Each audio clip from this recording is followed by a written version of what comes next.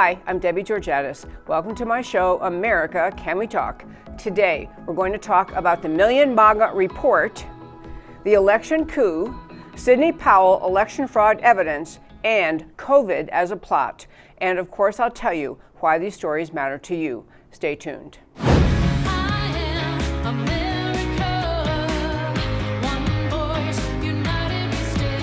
Debbie Georgatos, host of America Can We Talk, is an author, attorney, and political analyst whose mission is to inspire the American political conversation about preserving liberty in the best country on earth.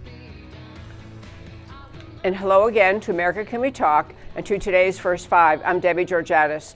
Well, over this past weekend, my husband and I had already planned several months ago to go to a meeting in the Washington, D.C. area. And so we're back in Washington for a very long weekend, like Thursday through Sunday. And we decided to go in and join in the Million MAGA March in Washington on Saturday. To say that it was fun does not begin to describe. In fact, fun is too shallow a word. We happened to be meeting with over that weekend, other very serious, earnest conservatives. And as it turned out, several people decided to leave this meeting and go into the march in Washington. And words they used to describe it, other people it's profound, patriotic, inspiring. It actually almost brought tears to your eyes because what you saw was literally, unlike what left-wing media is claiming, easily 1 million people in Washington started out at Freedom Plaza near the White House, and after some speeches and things like that, which I'll tell you about more in a moment, then the crowd made their way over to the Supreme Court. And so it ended by the Supreme Court. But I'll just give you one little measure of how big this crowd was. So we got into Washington, D.C. We had a cab coming from the hotel. Couldn't even get close to where we asked to be dropped. So we just got out and walked up to Freedom Plaza. I mean, literally, the place was packed with people who were smiling, happy, patriotic, upbeat, passionate, just filled with love of America and support for President Trump. People were waving flags, American flags, they're waving Trump flags, Trump 2020 flags, the kinds of things the crowd did. This crowd, actually I want to finish describing the route, so I want to tell you why I feel so sure of the numbers. There were actually unofficial numbers released by the police department in Washington, D.C., who obviously they never want to acknowledge that anyone would show up for this rally. But there were apparently several Washington, D.C. Police Department people who said, yeah, it was easily 1 million people, probably 1.1 million. So at the Freedom Plaza, you hang around and do all we did there. And then they marched up to the Supreme Court. So we did that. We were up at the Supreme Court, certainly by noon. I don't even know exactly what time, but certainly by noon. And there were speeches and the crowd is growing and growing. So 2 hours later, we decided, we had loved it. We'd heard speeches. We're all in favor of all that. So we decided to leave. So we're walking back away. If you know the Washington geography, walking from the Supreme Court. I guess you're heading west then across the Capitol grounds, heading back down to get to some main intersection to get an Uber back to our hotel. So as we're walking back, after having stood at the Supreme Court for 2 hours, we're walking along Pennsylvania Avenue, where people have been walking up from Freedom Plaza, and still more marchers were making their way up to the Senate, to this meeting, to the Supreme Court gathering 2 hours later, meaning the crowds were still feeding in. People as far as the eye can see. I sent Matt I sent him numerous pictures. One is a big aerial view of the crowd. I want to show that first. This was exactly what it looked like. I mean, there were people everywhere. There were people lining the streets, people joining in the march. I mean, it was just a massive, massive crowd. As I say, upbeat, happy, just there to support President Trump. And contrasting with what I'm about to show you in just a few minutes, what Antifa and Black Lives Matter did and their day in Washington that day, here's what the people in the Million MAGA March did. And by the way, there were 2 marches going on that day, the Million MAGA March, which is in support of President Trump, and a different one had been organized by a different group called Stop the Steal, which is essentially putting out letting the world know, letting America know that we're not going to let the Democrats get away with the theft of this most recent election, which we'll be talking about most of the rest of the show. So the Stop the Steal and the Million MAGA March meet up in Washington. So it was just a massive group. Here's what we did to celebrate what our activities were, the pro-Trump MAGA rally, Stop the Steal crowd. To start with, I sent Matt a video. This is what we first met at the Freedom Plaza. Here's what we were singing and doing. This is the one we're singing. If you could just play that, Matt. We hailed at the twilight's last gleaming, whose broad stripes and bright stars through the perilous fight, o'er the ramparts we watched, were so gallantly streaming, and the rockets' red glare, the bombs bursting in air, gave proof to the night that our flag was still there. Oh, say does that star-spangled banner yet wave o'er the land of the free and the home of the brave. So, the Million MAGA people and the Stop the Steal people doing that. I also wanted to show you, couldn't realize, that was actually phone video from my phone, just standing there going like this. And so, you know, it's not really gathering a picture of the size of the crowd, just from what I could see where I was standing. But there were people of every possible race, ethnicity, national origin, age. I mean, there was for among many things. I took hundreds of pictures. I can't show you all of them, but just a few pictures I'll show you in a minute. There was a Buddhist monk, literally. There was a Catholic priest, in fact, more than one Catholic priest. There were people who looked, honestly, if you saw them on the street, you know, and you were trying to take a wild guess at their politics, you might think, well, looks like a leftist. I mean, literally, you know, pink hair, covered in tattoos, waving the Trump flag, we love Trump. I mean, it was the most amazing thing. The most amazing outpouring to love of America, families with small children, very senior people, people in wheelchairs, and all there was at every corner of the event, everything that went on, there was love of America. You heard Pledge of Allegiance. You heard the national anthem. We all said the Pledge of Allegiance. They had different people get up and singing and giving prayers for America, prayers for Trump, prayers for justice, prayers for truth. And you had people just exuberantly happy and passionate and inspired. That's what there was. I'll share a few more pictures with you of the good guys, which was the Million MAGA March, and then I'll show you how the left behaved in this country. So there was a picture. I'll show you. My husband and I were there. So we had one picture of us. That is my husband and I standing right before it got started. Well, actually, I think things had gotten started earlier than we got there, but that was when we arrived outside the Freedom Plaza, and there were, you know, thousands and thousands of more people than you can see in that picture. But there we were. There's another. I'll just stream through the pictures, Matt. I sent you a bunch of ones that were from the rally. This was just the what you could see. This is outside Freedom Plaza, and honest to goodness, the place was just packed with people, as you can see. Really pretty picture of the American flag and the sun, all that. And the next one I think you'll see is this is just how it looked. And I'll tell you something interesting. This is a picture. We were with another friend of ours who was also at this conference. I think she's the one that took this picture. But you can see the sea of flags, Trump flags, American flags, and then you can see the way the stoplights happened to be set that day. They have there's the traffic light sitting there with the red arrow, two red arrows to the left, green arrow going straight. And I sent this out this morning. I do a weekly email, which I usually send out on Fridays, but got a little behind this week, so I got it out this morning. But we're headed toward the Capitol. As you likely know, the Supreme Court is, behind the Capitol, a little more east of the Capitol. So we're heading up there. But this is what it looked like. And I put this picture in the weekly email, and someone replied, well, isn't that symbolic? The red is saying, no, don't turn left, go straight, go toward the Capitol, go with America is the red, green arrow. That wasn't the purpose of that, but it was a great, great picture. So that was the rally was just, I can barely tell you how upbeat, patriotic, happy, inspiring, passionate this whole thing was. So that's what the conservatives did. We left actually after hanging around a few hours, because honestly, The speakers were all great. Louis Gohmert spoke, Congressman Gohmert spoke, and just a bunch of people. But, you know, we were also missing the other conference that were supposed to be there, so we decided to leave.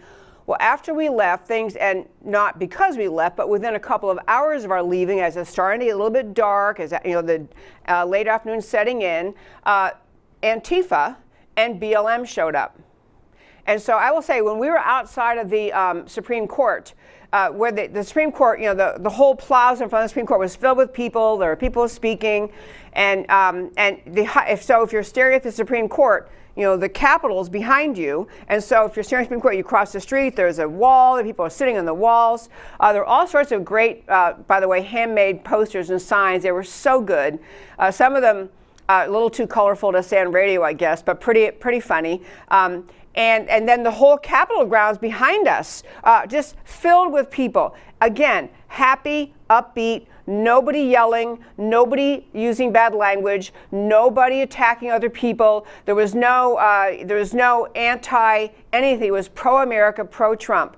And also, there was no littering. I mean, this is the most amazing thing. You leave 1.1 million people there, and it looked like the cleaning crew just come through. It looked so great when we left. But after we left, Antifa and Black Lives Matter showed up, and they began attacking people. And so I have a few little videos. These were taken from an article in Breitbart. I just want to show you a couple of the videos that were taken of the way people were treated, how Antifa and BLM treated people who came to Washington to express love for their country. So these are in no particular order, I guess, Matt. We can just go with the first one. Okay. That's go time. Okay, that's the first one. That's some guy, you know, not a young guy, trying to ride his bike. He's got on a white Trump shirt and red shorts. They push him off his bike, which you don't see in that video. They kick him in the face while he's on the ground. Now, they didn't kill him, but this is going to tie to what we're going to talk about the rest of the day when we get finished talking about this march. There is no way on this planet Earth that 80 million Americans voted to support the left in this country.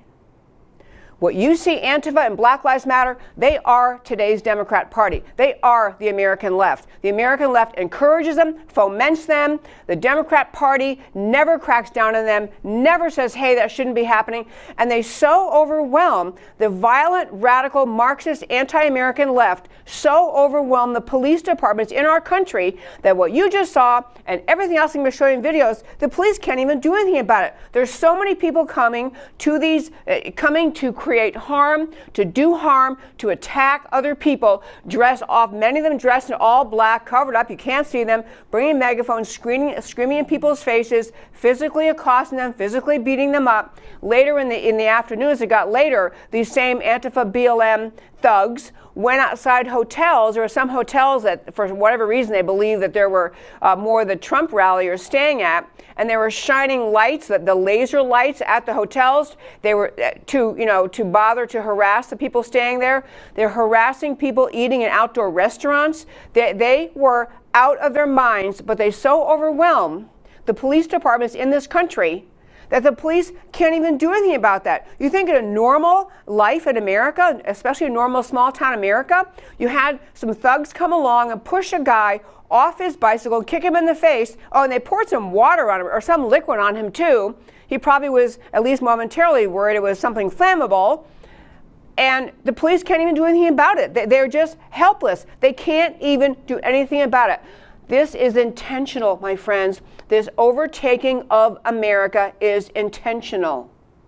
This beating down of our society, our culture, our police, our law and order is intentional by the anti-American Marxist left that now is the Democrat Party. The Democrat Party owns that conduct. They own the conduct of those people. Every single Antifa and Black Lives Matter violent protest, violent rally, violent mob activity is the Democrat Party of today. It is. There is no difference. They won't denounce it. They won't stop it. And by their very rhetoric and the things they tell Americans is true about America, they foment it. But let's do a few other things, quick, the rest of the things I sent you, Matt, from Washington, other things they did to people. Okay, so this is this older couple, the lady's right there, the guy. Okay, they just want to walk away. They just want to walk away. Okay, so this is these these are peaceful protesters here. First, they're just screaming in their face. And so you imagine you're this older couple. The police aren't helping them. The police can't even keep up with all this junk. They're harassing this couple. They end up knocking the guy's hat off his head. I mean, and look how frightened you'd be. It's getting dark. There's no police to be seen. This mob crowd is there. Nothing, and as I said, nothing happens to them. Nothing happens to them. They're obviously afraid. Next one, Matt. There's another one. Okay, that woman with the blue jean, that young black woman, she just punched that woman in the back of her head. Punched her in the back of the head. Does anything happen? The answer is no. Nothing happens. They engage in this conduct, and then the idiot crowds that follow them around video it as though they're proud of themselves. This is the state of affairs in America. This is the state of affairs in the capital city of America. The Democrats in this country have spent 4 years fomenting hatred in this country, attacking Donald Trump for things he didn't do, lying about him, from the Russia collusion hoax to the impeachment, to blaming him for COVID when he's the only one doing a darn thing protecting America, while all the left in this country is mocking him as he's trying to protect America. The left, in conjunction with the media in this country, have spent 4 years fomenting hatred among ignorant fools in this country, hatred of Donald Trump, blaming him for things that aren't his fault, labeling him with labels he doesn't deserve. They have fomented this hatred. They have encouraged American people to view our president as some horrible human being. As frequently as you know, they analogize him to Hitler, which is just preposterous. They are responsible for this conduct. And this is what I'm telling. We're going to spend the rest of the day talking a lot about the election.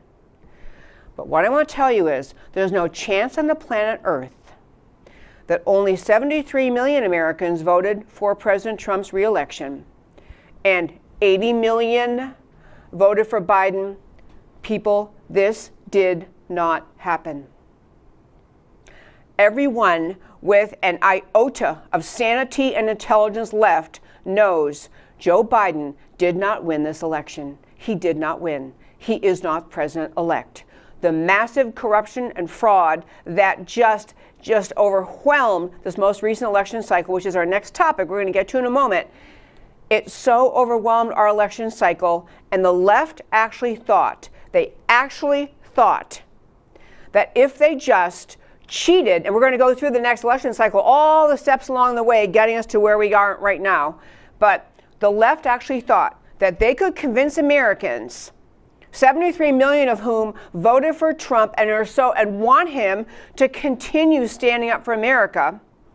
The leftists who orchestrated this massive corruption in our most recent election actually thought if they just magically announced the day after Election Day, well, I know we all went to bed, looked like Trump was going to, but hey, lo and behold, Biden won all these other states. Look at all these mail-in ballots. Look at all these ballots. I mean, they thought they could overwhelm the American people with this, wow, who knew? And they thought, wrongly, that the American people would just accept it. This is what the Democrat media mob in this country thought, that the American people would say, oh, guess it turns out, guess Biden won, who knew? And that they would just take it and sit down and shut up. But people, this time, this effort, this attack, because this is not just an attack, this election corruption, this fraud in our election is not just an attack on President Trump. It's actually far more an attack on the American people, on the very existence of America as a country, on the existence of the Constitution, on the right of the American people to exercise free elections, fair elections, and choose our leadership. A fundamental right guaranteed in the very formation of our country is that we, the people, govern this country. The left thought they could cook up this impossibly nefarious theft of an election, and the American people would just roll over. And you know what everyone figured out on Saturday? And these rallies, we happen to be in Washington, but these happen all over America, and they will continue happening. Because the simple truth is, the left has awakened, as they say, a sleeping giant. The American people, the 73 million people who know perfectly well that Trump is not guilty of the idiotic accusations the left make against him, and they know perfectly well there were not 80 million Americans who said, oh, I'd rather have the chaos of Antifa, I'd rather have Black Lives Matter harassing innocent citizens in the streets and burning buildings and killing police officers. Yeah, sign me up for that. It didn't happen. It did not happen. Biden did not get 80 million votes on election day, and he didn't win. And so this is what our task is. The task of patriots in this country to continue the fight, continue the push, to demand as far as we can. We want to show America, we want to show the left that we are not going to put up with this attempt to steal the most consequential election in American history. We are not going to put up with it. And that, my very fine friends, is today's First Five. So I want to talk about today, I want to kind of run through I'm talking about the election coup. And I want to really lay all this out for you in a logical, sequential way, because I often am talking about, this bit of proof of fraud, and this story we happen to know that relates to election fraud, and this story we kind of know something happened.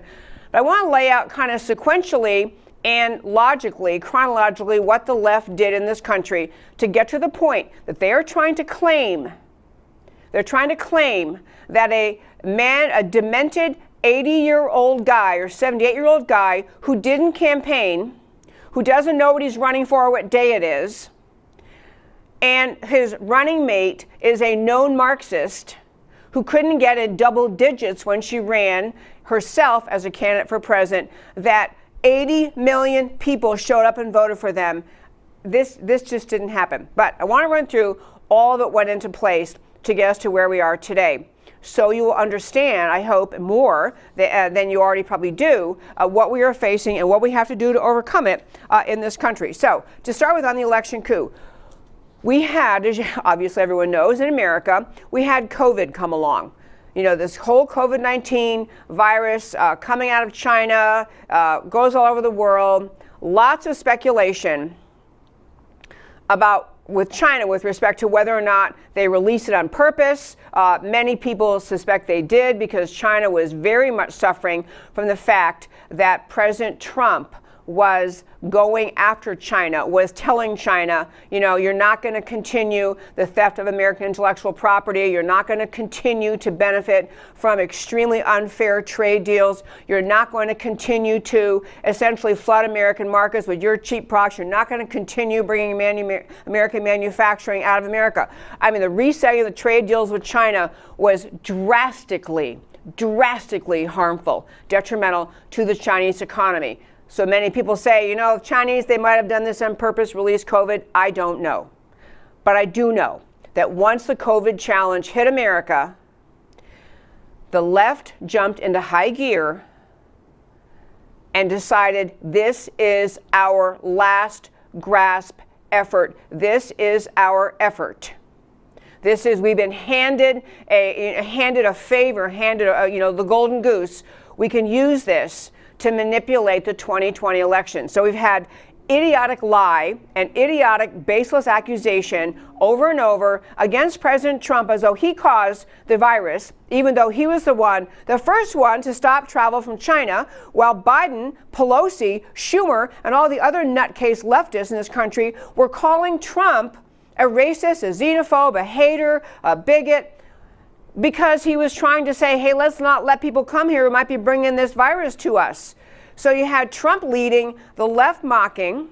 You had Trump take step after step of leadership. But in fact, if you ask many leftists, because I do ask my Democrat friends and leftist friends, what's the story? And they will say, oh, yeah, it's all Trump's fault. I mean, we wouldn't have COVID here if it wasn't for Trump. They're easily manipulated by the lies of the left. So the leftists said, okay, we got COVID to work with.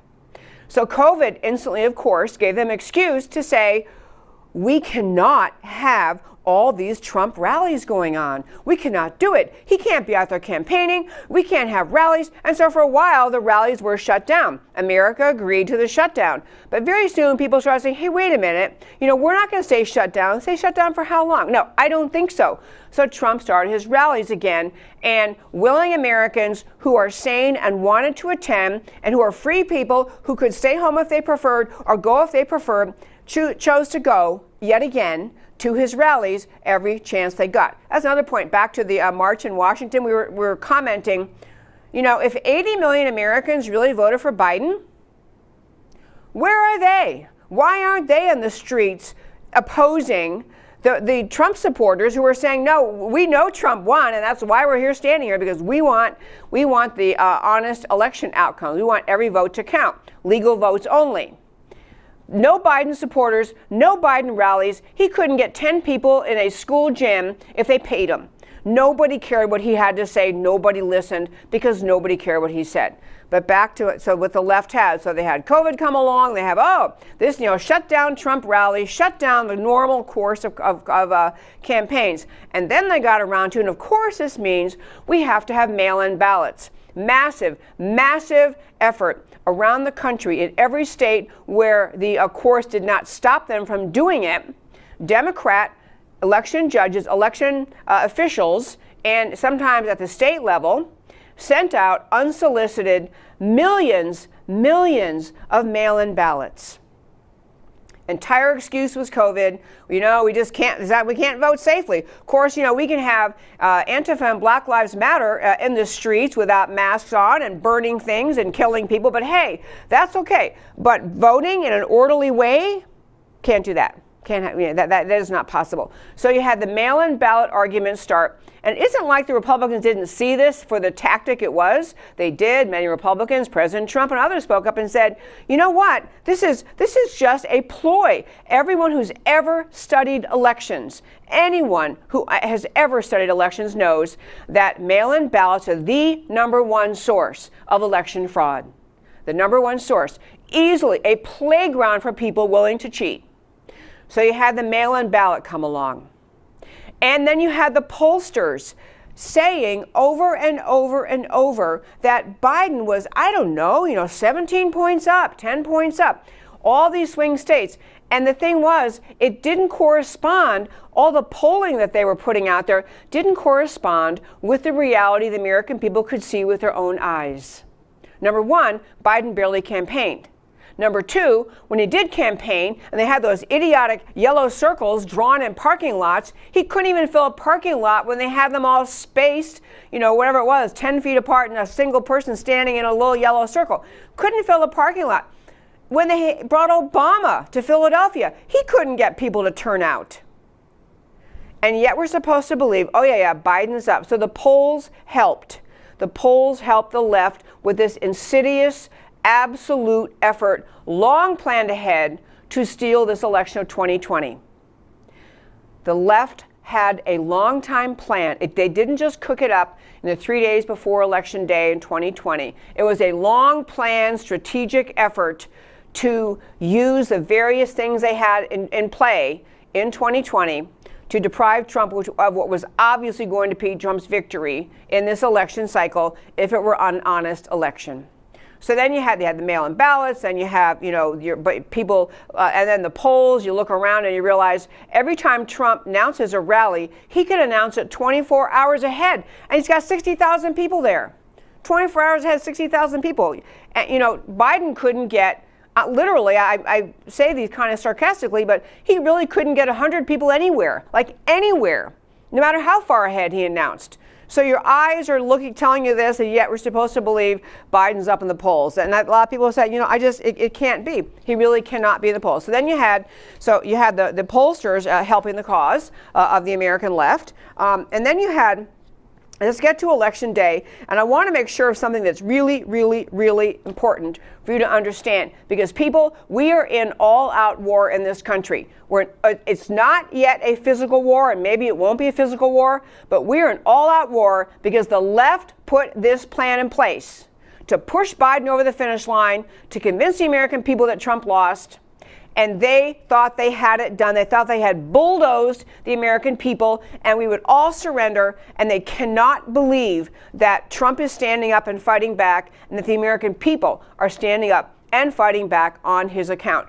The left cannot believe it. So then you get around to Election Day.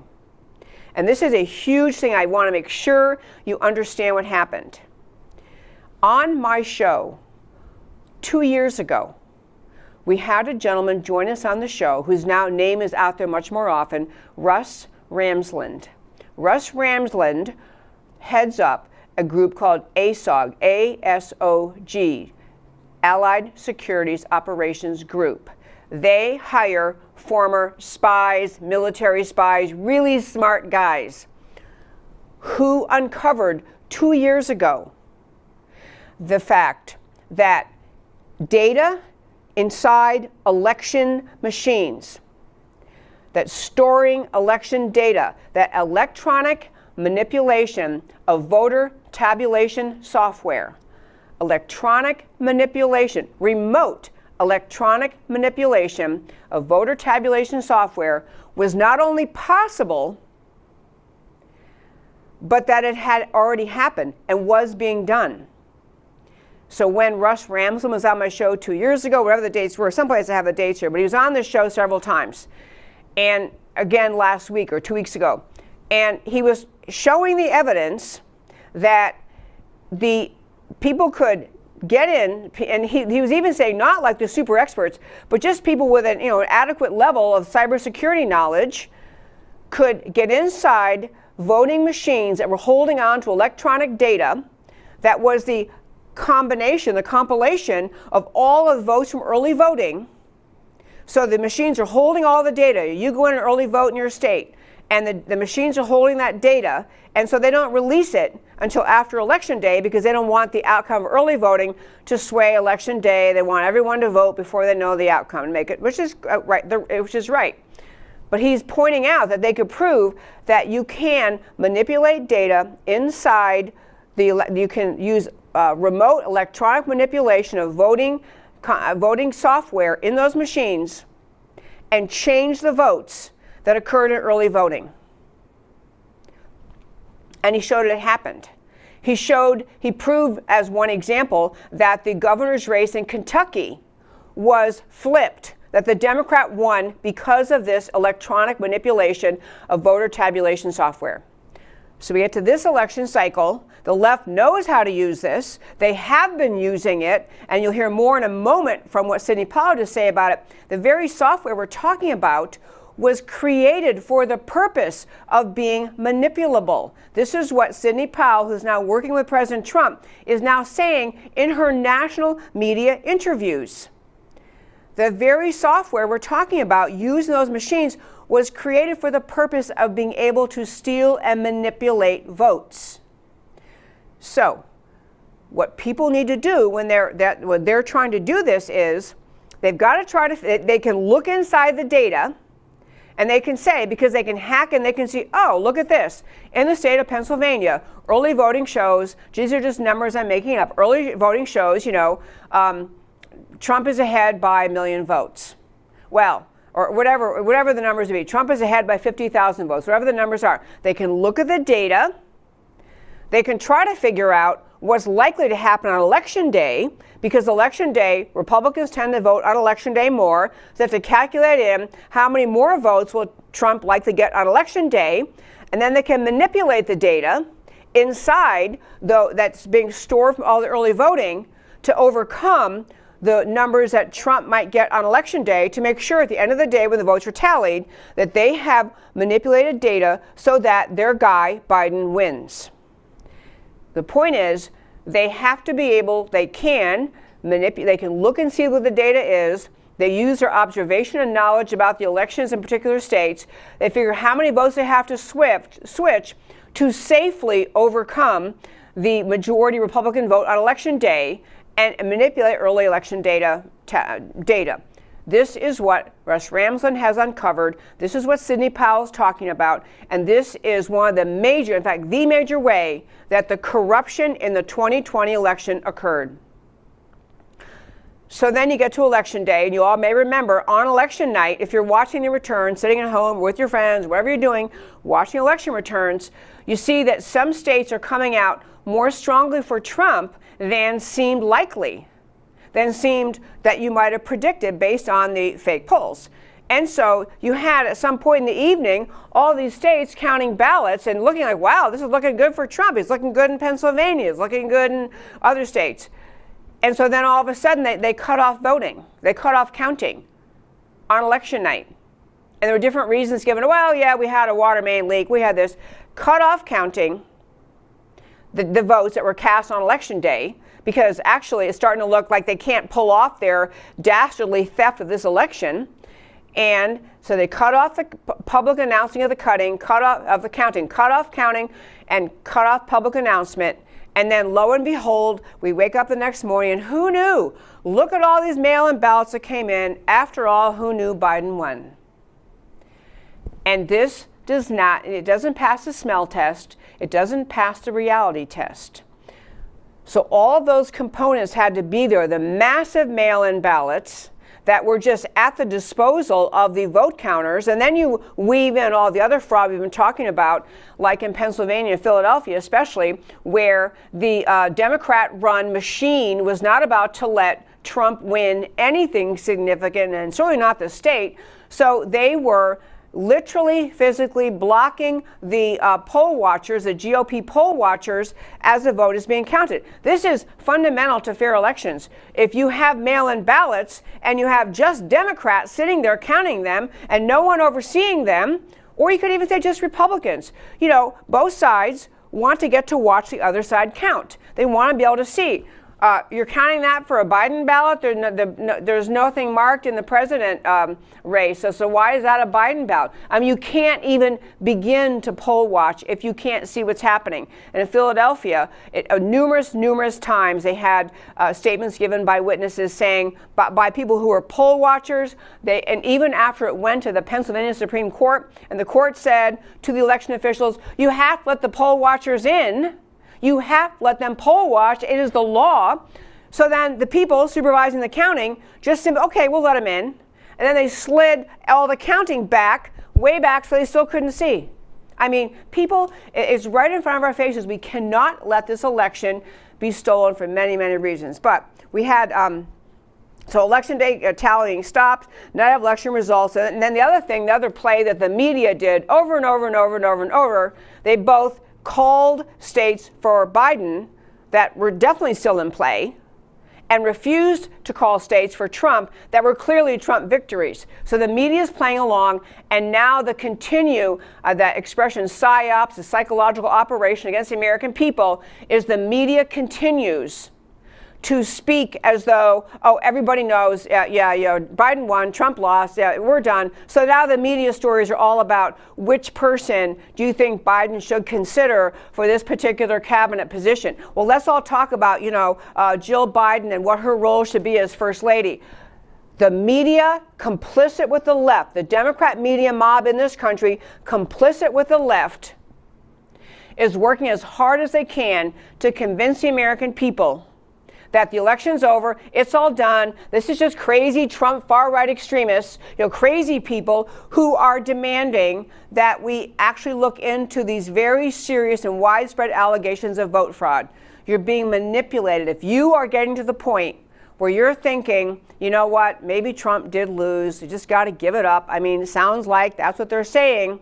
You're being manipulated. Please, please do not give in. It could not be more important. When you recognize the kinds of things Biden will do to this country if he were to have the White House and the Democrats actually manage to steal the Georgia election by getting the 2 Georgia senators in so they have the White House, the Senate, and the House, freedom will be gone in this country. And I'm not exaggerating. That's not hyperbole or exaggeration. We will face a very dark time in America. Well, I want to make sure and set up the election coup, like all the steps in place. Many, many more were in place.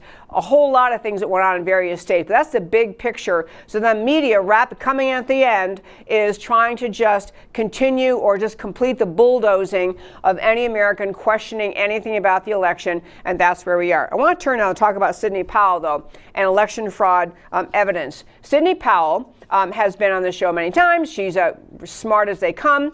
The attorney for Lieutenant General Michael Flynn, clearly recognized one of the top attorneys in the country, and most definitely a very, very savvy and brave attorney.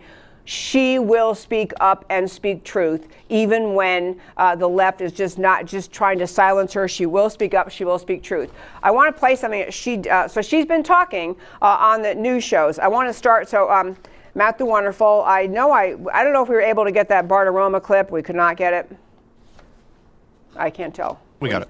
Oh, you got it. Okay. So let me just tell you.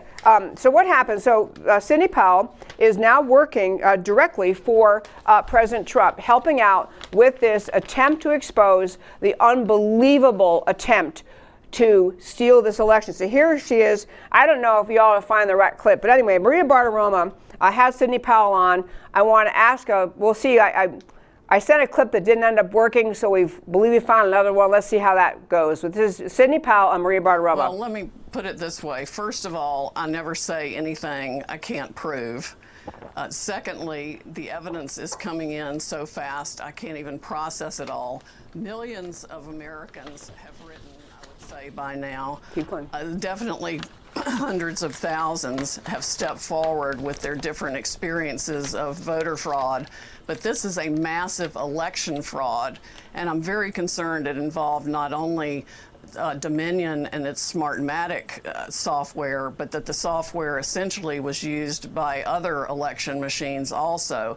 It's the software that was the problem. Even their own manual explains how votes can be wiped away. They can it's like drag and drop Trump votes to a separate folder and then delete that folder. It's absolutely brazen how people bought this system and why they bought this system. In fact, every state that bought Dominion for sure should have a criminal investigation, or at least a serious investigation of the officers in the states who bought the software. We've even got evidence of some kickbacks, essentially. Okay, I know we can play her the rest of the time. What she's saying, and you got to know Sidney Powell, this is not some first-year law student who's trying to make a name for himself or herself. This is one of the premier lawyers in this country, and she'll sit right there, look at the camera, and tell you she is getting, as she says, thousands of affidavits, the evidence, and she said it in several different shows, as flat out as this. President Trump won this election in a landslide. She's seen the data. She's telling America he won this election in a landslide.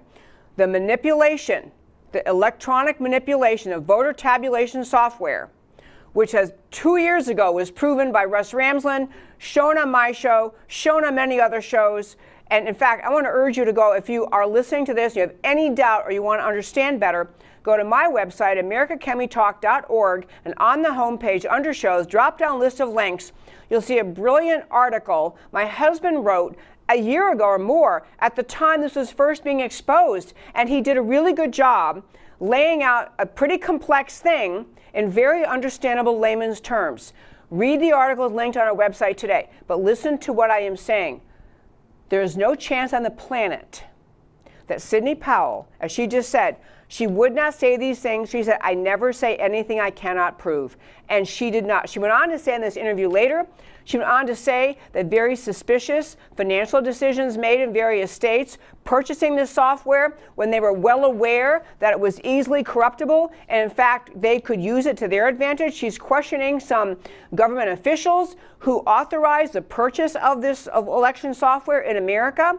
She is talking about a massive investigation needed over who would allow the purchase of this software when it's well known it was created. She says, created for the purpose of being able to basically steal elections, to manipulate data to get the result that you want. So she actually used, I don't have all that clip, but she did say, if states are stupid enough to certify these elections, that the certifications will be set aside by the fraud. She's talking massive fraud in this election cycle. President Trump won the election in a landslide. Votes were stolen. They have statistical evidence, and they're able to present it. When Bartiromo asked her, well, you know, we're in a little bit of a time bind here because December 14th, you have to be able, December 14th, the Electoral College meets. So how are you going to prove it before December 14th? And she just said, I cannot reveal that on a national television show. People, I am telling you, the leaders of the radical left in this country, every single person, aware or complicit, is quaking in their boots at this moment because this woman does not back down. She is smarter than all of them put together. She's seen the evidence. She has seen the very evidence I showed on my show, the Russ Ramsland evidence created by his group, and she's the one telling Trump, yeah, you know what? This was manipulated and you won, and this is why he is not backing down. I want to clip, this is a very, I don't know if we can get to the part about the Kraken, and if we can't, it's okay. I'll just tell you. Sidney Powell, no, actually, this is in Lou Dobbs. Do you have the Lou Dobbs clip, Matt the Wonderful? Yes. Let's do that. Let's do what Sidney Powell said on Lou Dobbs, and we'll talk about that. It's been organized and conducted with the help of Silicon Valley people, the big tech companies, the social media companies, and even the media companies. And I'm going to release the Kraken. Okay. So, release the Kraken. I have to tell you, back to the march in Washington, we were with one friend, and other people had signs, release the Kraken. And you're like, what the heck is that? I'd never heard the expression before. So there is actually a word, Kraken, which it relates to. It's a mythical thing. The Scandinavian countries had used this term. It was a myth about some just enormous creature in the sea that could rise up from the sea and consume everything. And it's been in various movies. And sometimes, so the expression came when we released the Kraken, like bring up this enormous monster. It's going to crush all of them. I sent Matt a quick clip from YouTube to show you what the Kraken is. Okay, that is what she said, release the Kraken. It's become now a term. I mean, it's probably going wild on Twitter, but it's the idea that, you know, we're going to unleash all the giant monster, which is basically the American people standing up. The truth of America is going to come out. So actually, Matt, the other thing on Lou Dobbs, and there's an earlier clip that of Sidney Powell and Lou Dobbs. I don't know if you have that one. Dominion created things to be fraudulent. Do you have that? Yep.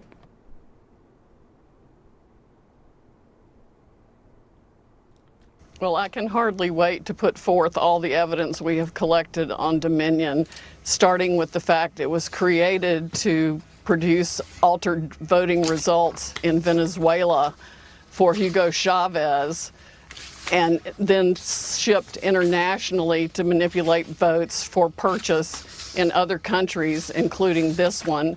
It was funded by money from Venezuela and Cuba, and China has a role in it also. So if you want to talk about foreign election interference, we certainly have it now.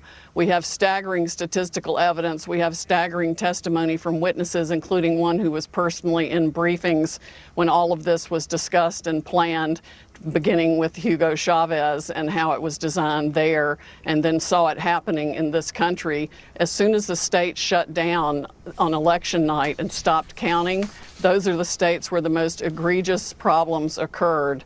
We also need to look at, and we're beginning to collect evidence on the financial interests of some of the governors and secretaries of state who actually bought into the Dominion systems.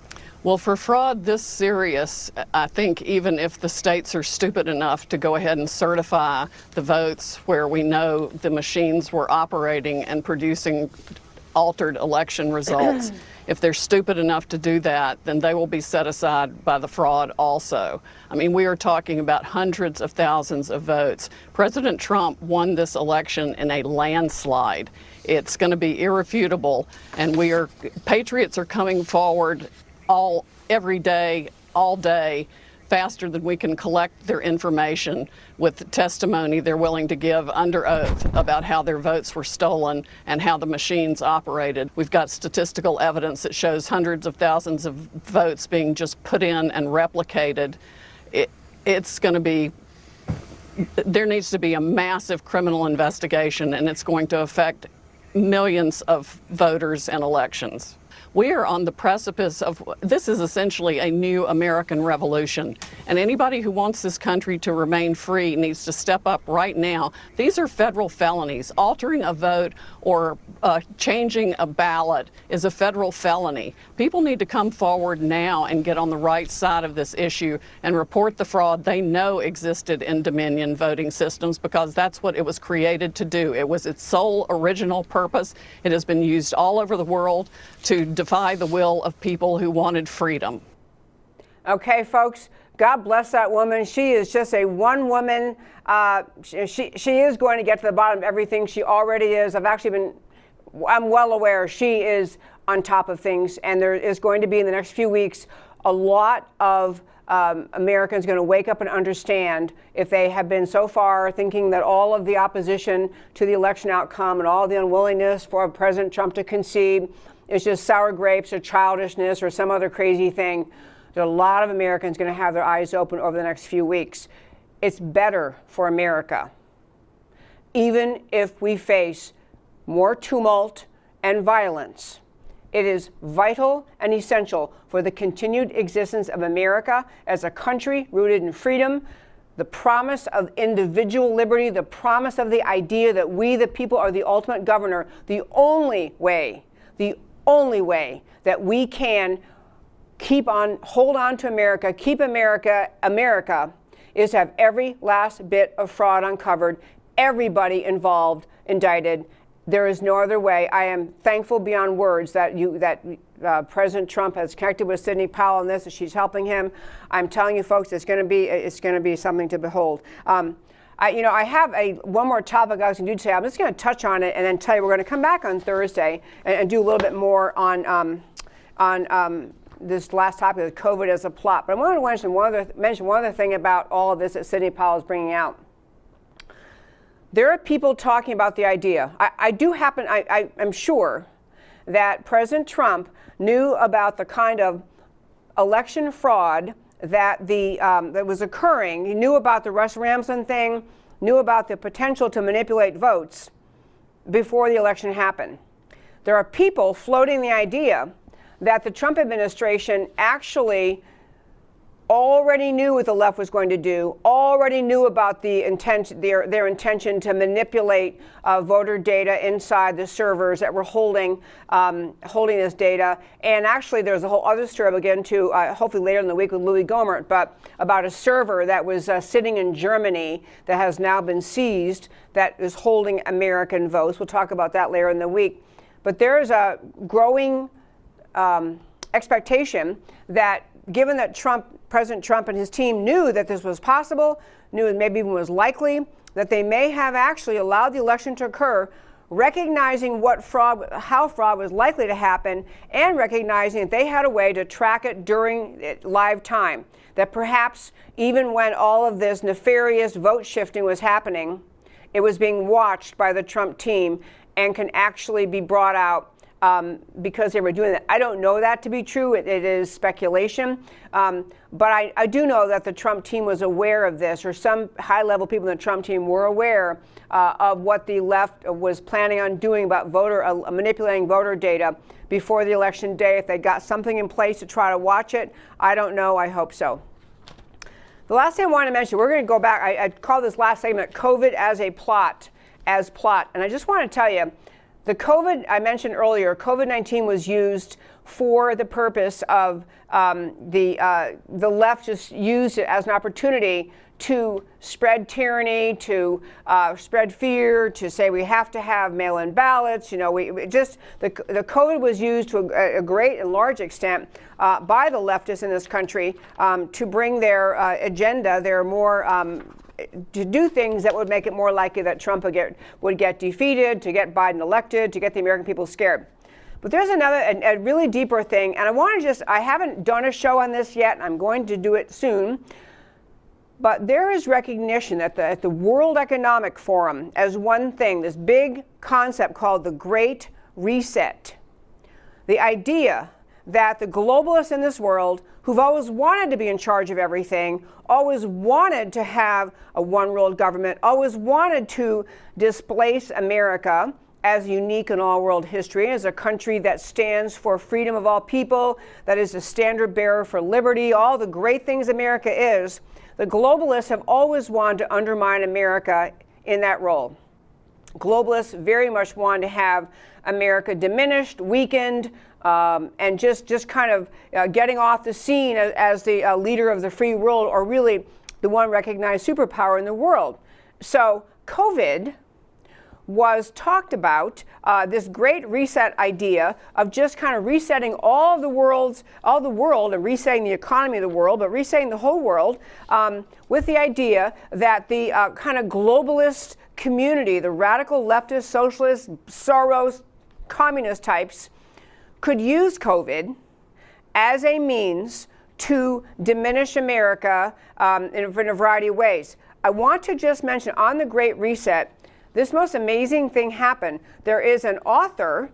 This is a guy who is a leading globalist elitist. He's a part of the World Economic Forum. He's written a book called The Great Reset.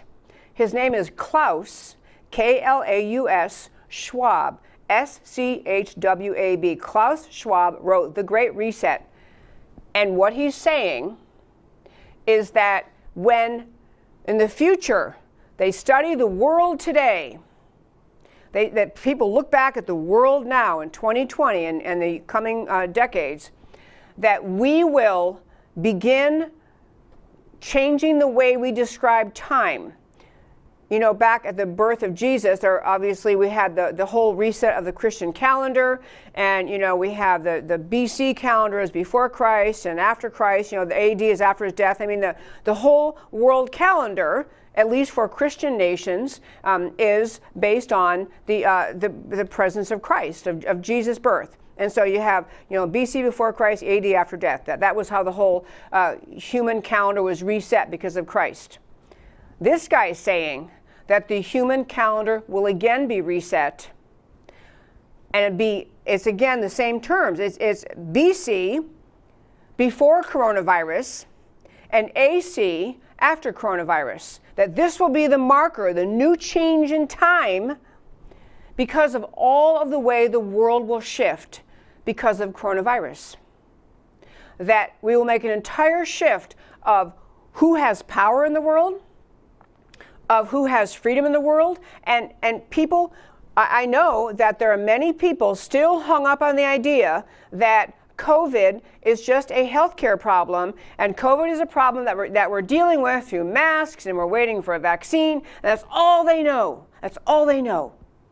But the fact is, for informed people, like people listening to my show, you're aware that there are now thousands of doctors in America, thousands of doctors speaking up and saying, number one, COVID, yes, it's not good. It's a flu-like thing. It has 99+% survival rate. There's no reason that America should have shut down to start with. There's no reason. It is not the bubonic plague. The vast majority, nearly everybody survives. So number two, 99% survival rate. Number three, masks do nothing at all. Masks do not prevent the spread of COVID at all. We had Dr. Simone Gold on the show last Thursday, I think it was. Go back and listen to that interview. She's saying masks cannot prevent the spread of COVID at all. They do nothing. She's got great detail explaining that.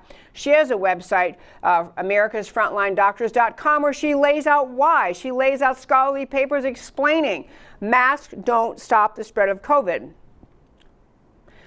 And we have, in this country, we have the suppression of very viable, actually efficacious, ongoing, used by doctors therapies to treat COVID, which include hydroxychloroquine, inhaled budesonide, you have oleandrin, there are remdesivir, however you say all these other, I don't know all the names of them, but the doctors who've been on my show over and over are pointing out we have therapies that are completely effective, so people don't have to be sick with COVID. They can get over COVID. They can be cured.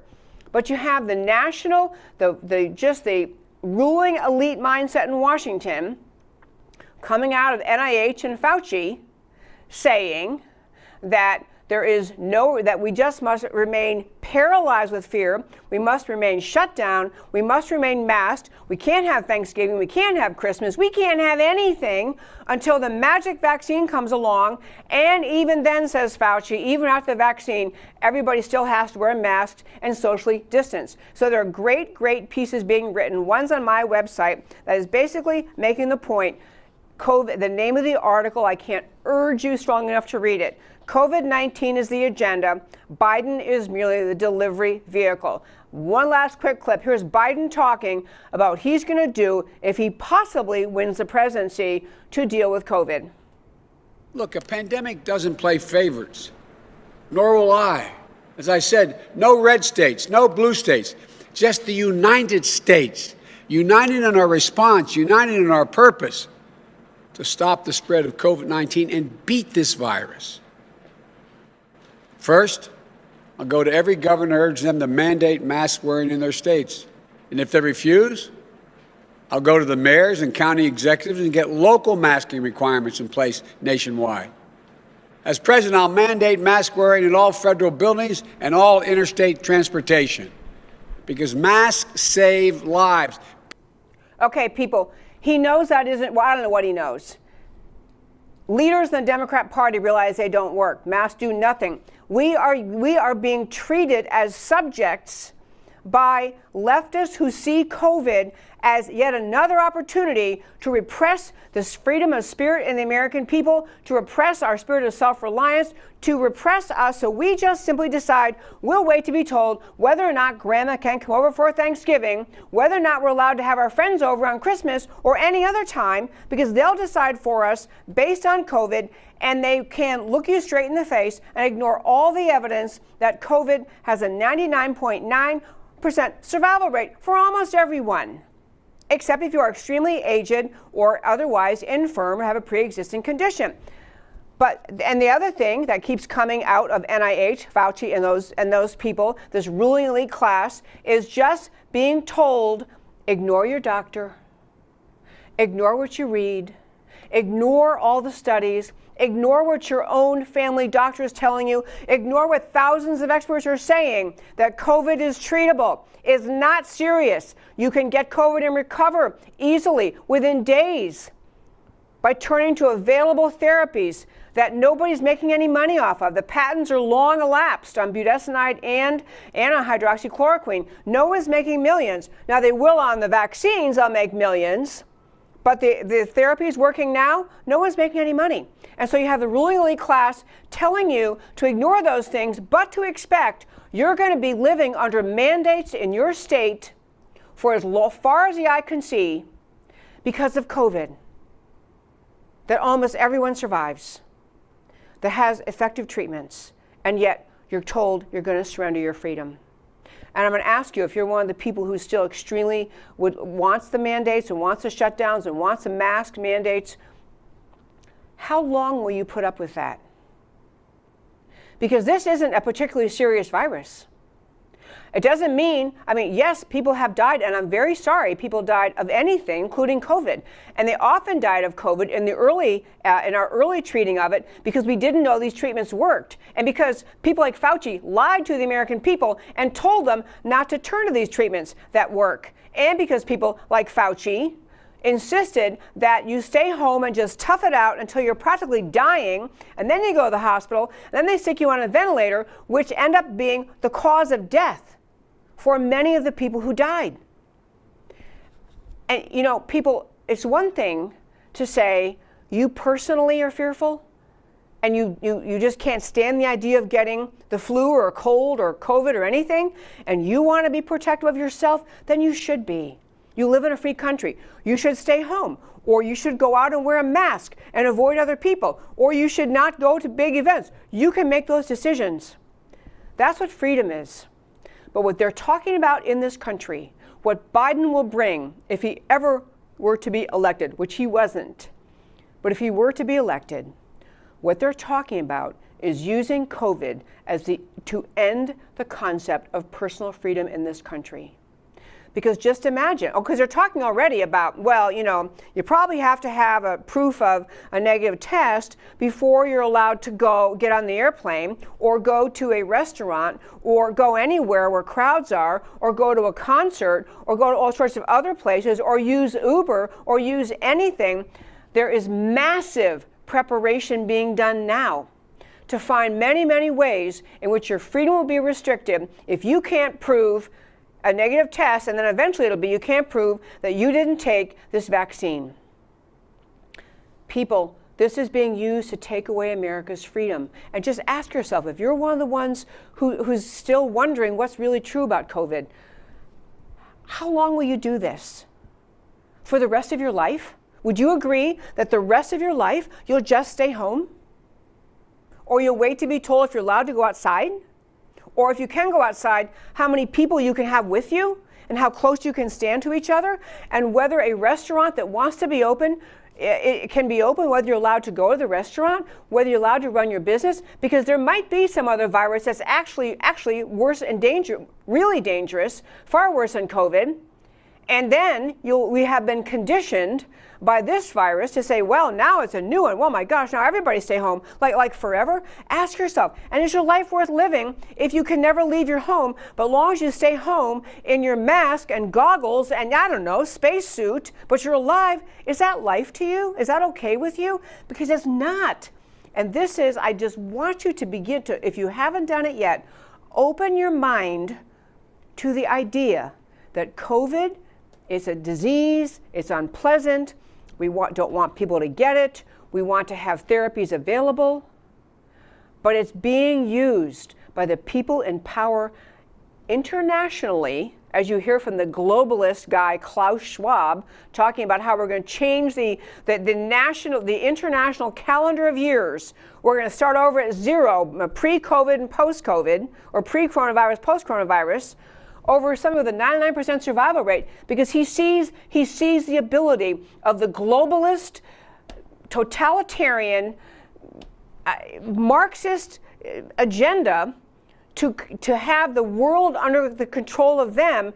He sees that as forwarded by, as helped along by instilling fear of COVID and instilling rules related to COVID, instilling rules about when you can go places and where you can go and who you're allowed to be with and what tests you have to have and what vaccine you have to have. And you have to understand the NIH type people, Fauci, Biden and the Democrat Party of this country, they're right with these people. You can't find one Democrat in this country saying, wait a minute, I think we're overreacting to COVID. I think maybe people should be allowed to be free. I think we can't mandate everything they do every day. You can't find one Democrat in this country because they're in that globalist mindset. They're fine with it. And if they're not, if you think they're not, ask them to speak up, because there are more conservatives speaking up. Even Justice Alito of the Supreme Court spoke up and said, I don't have the exact quote in front of me, but to the effect that it's dangerous how we are surrendering liberty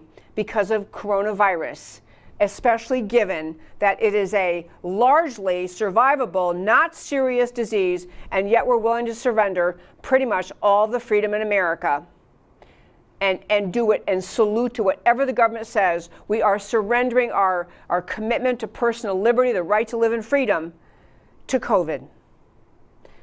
If you want to take the steps the government wants you to take, fine. But living under a government that is using COVID to take away your freedom, to manipulate your future freedom, people, it is time to fight. It's time to say no. I could obviously go on and on about this. I'm going to do another segment on it probably on Thursday. But at this time, which I believe past time, I want to tell you very quickly why the stories we talked about today matter to you. We started the show today about Million MAGA Report. I can send you, if you want more pictures, actually sign up for my weekly email at my website, americacanwetalk.org, on the homepage. Hit subscribe. I will send you many more pictures, actually great pictures. But take it from an eyewitness. There were more than 1 million people at the MAGA March on Washington, D.C. on November 14, 2020. Here's what happened at this MAGA March. We all prayed. We said the Pledge of Allegiance. We sang the national anthem. At least 250,000 people had flags, for sure. Diversity in the broadest conceivable sense. No littering, no violence until Antifa and Black Lives Matter showed up. 73 million Trump voters are a united, awakened force unlike anything ever seen in America. They will demand justice in this presidential election. They will not be denied. And on the election coup, this election coup was extensively planned and executed, conditioning polls to set up a belief that Biden was headed for a rout plus 10 points. Voting machine manipulation on early voting tallies documented since 2018. Vote flipping algorithms in early voting cannot always cover for Election Day results, so mail-in ballots open up the way to overcome Election Day turnout for Trump. Mainstream media aided by calling states early for Biden while holding off on calling states for Trump. Vote tallying on Election Day all stopped contemporaneously in Democrat swing states. Then huge numbers of mail-in ballots came in late. Big chunks, all Biden, nothing else checked on the ballot, but all Biden with no votes other than for Biden. Night of Election Day results all favored Trump re-election, and the next day, who knew? Results are all for Biden. The mainstream media calls the election, anoints Biden president-elect before any votes are certified by any state legislature. That's our next thing for tomorrow, is talking about getting in the middle of the state legislature so they don't certify these fraudulent results. The coup plotters have awakened the sleeping giant that is the American people. And then Sidney Powell, election fraud evidence. Sidney Powell is a throwback lawyer. She doesn't lie and she doesn't bluff. As she said, I never say anything I can't prove. Ms. Powell has zeroed in on vote tabulation manipulation evidence since at least 2018. Watch Russ Ramsland on this show, America Can We Talk, interview on October 28th, 2020, and previous times. She says she has blow your mind levels of evidence of election fraud. She says more evidence is coming in like a fire hose. She says her evidence will justify overturning results in many states. The American people are going to become judge and jury. They will not be denied. And finally, on COVID as a plot, watch America Can We Talk interviews with Dr. Simone Gold, October 21st and November 12th. Efficacious COVID therapies are documented and abundant. Hydroxychloroquine, budesonide, oleandrin, which recently, by the way, Dr. Ben Carson got over COVID, of coronavirus, using oleandrin. Recovery rates are 99+% for virtually everyone but the very aged or infirm. Rises in cases is not a rise in mortal danger. It's due more to testing that is itself plagued by false positives. Masks don't help, and a COVID vaccine is not critical to the survival of humanity.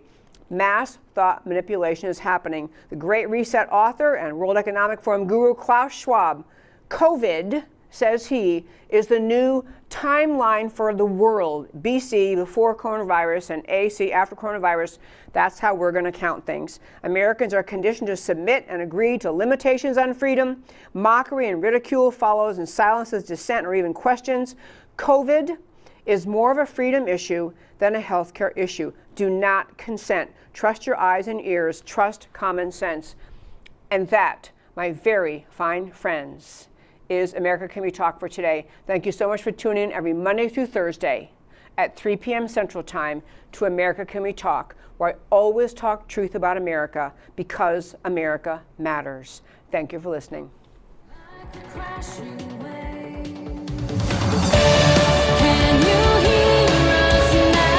America Can We Talk? Truth about America. Can you